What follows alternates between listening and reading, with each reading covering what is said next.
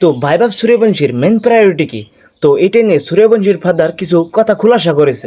ভাইভাব সূর্যবংশী নিজের class 10 exam skip করে দেয়, যাতেও রাজস্থান রয়্যালসের সঙ্গে আইপিএল 2026-এর জন্য ট্রেনিং করতে পারে।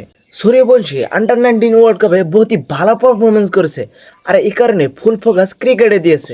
ইন্ডিয়ার ইয়ং স্টার ভাইভাব সূর্যবংশীর ফাদার সঞ্জীব সূর্যবংশী বলেছে, 14 বছরের ভাইভাব এখন রাজস্থান রয়্যালসের প্লেয়ারের সঙ্গে প্র্যাকটিস করছে, কারণ 2026-এর আইপিএল শুরু হতে 40 দিনেরও কম আছে। উনি এইটাও বলেছে ভাইভাব সূর্যবংশী ক্লাস 10 এক্সাম নিয়ে বহুতই হাইপ হয়ে গেছে, আর এই কারণে এক্সামটা স্কিপ করার সিদ্ধান্ত নিছে। সূর্যবংশীর ফাদার 13 বছর 14 বছর কেবল এইসব বলে থাকে, কিন্তু কিরকম করে 14 বছরের ছেলেকে একটা এরকম দেখা যায়?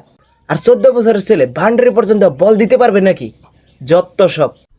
ভাইভাব সূর্যবংশীর টিউসডেতে এক্সাম দেওয়ার কথা ছিল, কিন্তু ও এক্সামটা স্কিপ করে দেয়। পরে ফুল ফোকাস এখন প্র্যাকটিসে দিবে। এটা আইপিএল বলে কথা। রাজস্থান রয়্যালসরা আইপিএল 2026 মেগা অকশনে ওকে নিয়েছে, আরো টুর্নামেন্টের শেষেও একদমই ফাটাফাটি খেলেছে। মাত্র 38 বলে 101 রান করে রেকর্ড করে দিয়েছিল, আর গুজরাট টাইটান্সের বিরুদ্ধে 210 রান চেস করে, আর এটা মাত্র 16 ওভারে চেস করে জিতিয়ে দেয় ম্যাচটা।